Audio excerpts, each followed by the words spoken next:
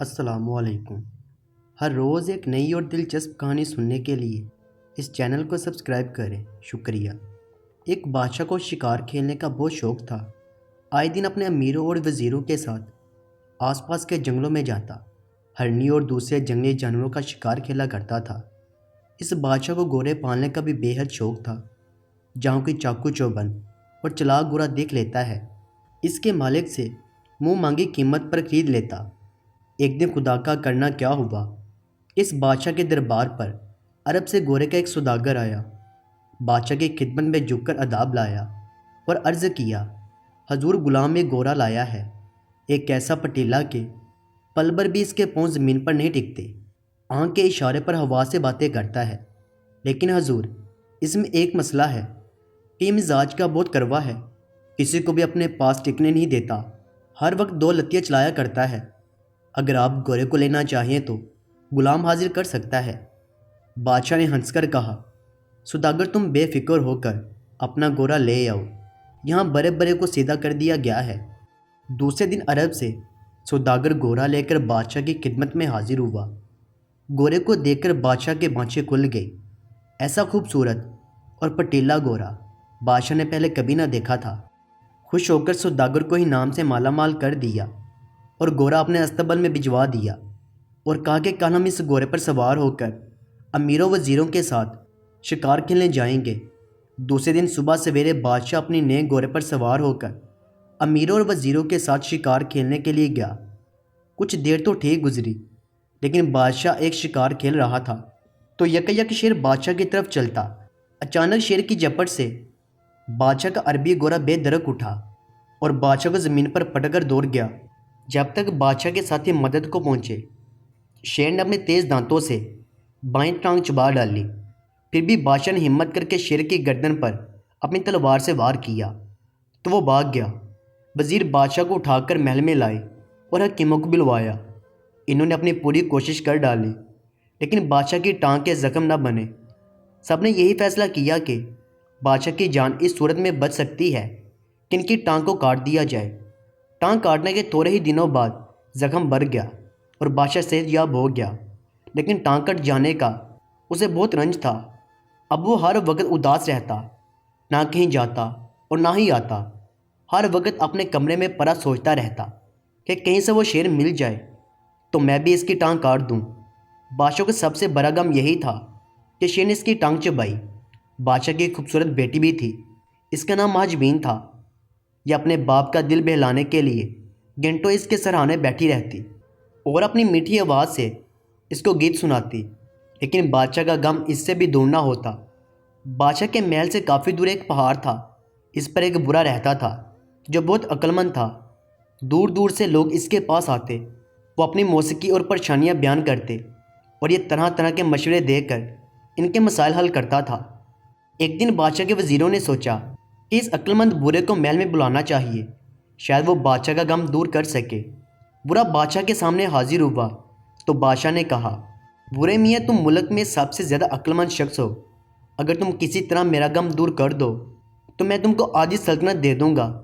برے نے مسکرا کر کہا، حضور، میں پہاڑی پر ایک چھوٹی سی کوٹھیا پر رہتا ہوں، تخت و تاج لے کر کیا کروں گا، اور پھر میری عمر بھی 80 برس کی ہو چکی ہے۔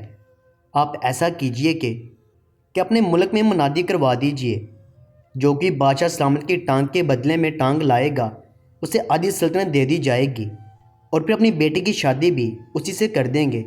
ممکن ہے کوئی ایسا عقلمند شخص نکل آئے جو حضور کی خواہش کو پورا کر دے۔ یہ سب سن کر بادشاہ خوشی سے اچھل پڑا اور بولا، مجھے تمہاری رائے بہت پسند آئی ہے، میں ابھی اس کا انتظام کرتا ہوں۔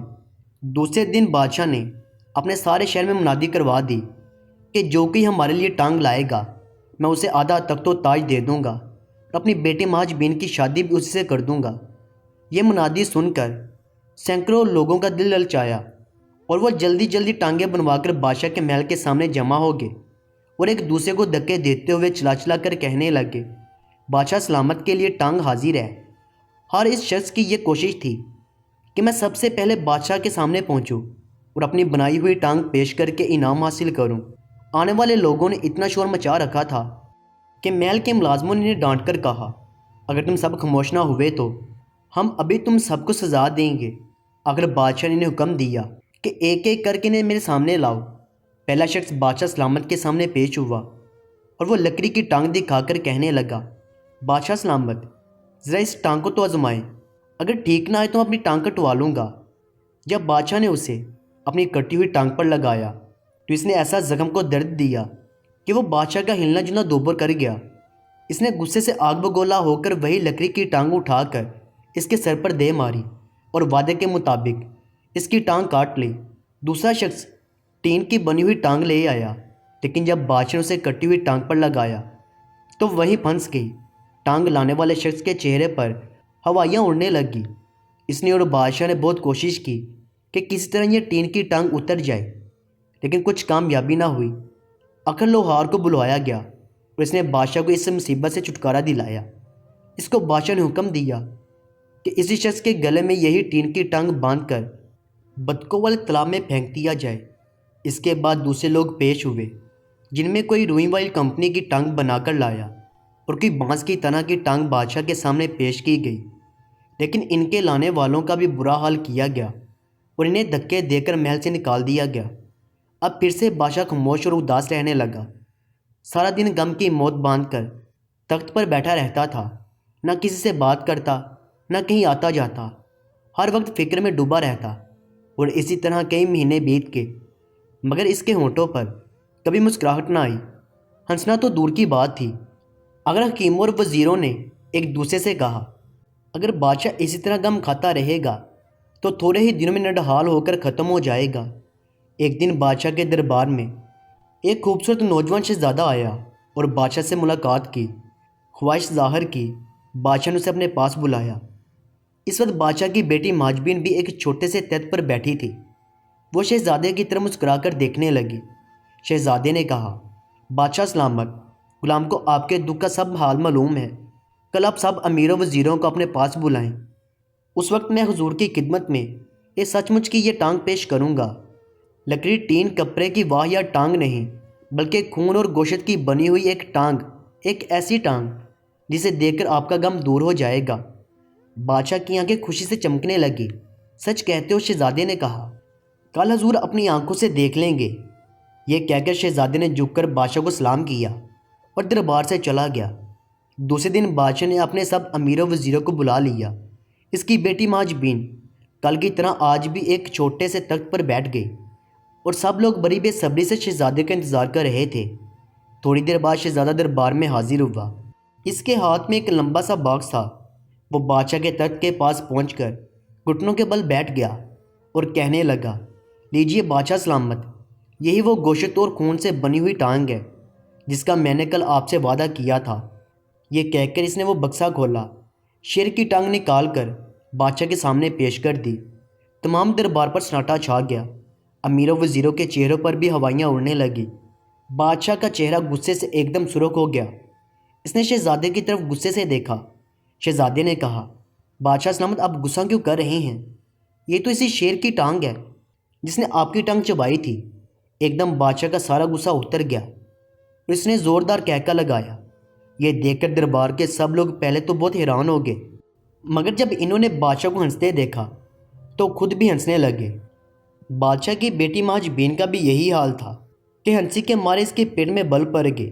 بادشاہ نے کہا، اے نوجوان شہزادے، تم نے جس ہوشیاری اور عقل مندی سے شیر سے میں انتقام لیا ہے، میں اس کی تمہیں داد دیتا ہوں، اور اب میں کبھی بھی اداس نہیں ہوں گا، اور جلد ہی ماجبین کی شادی تم سے ہو جائے گی۔